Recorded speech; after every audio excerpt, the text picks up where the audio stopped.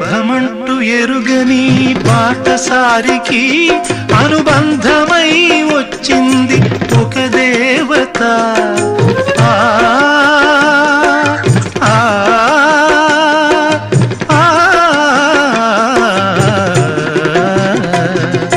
బంధమంటూ ఎరుగని బాటసారికి అనుబంధమై వచ్చింది ఒక దేవత.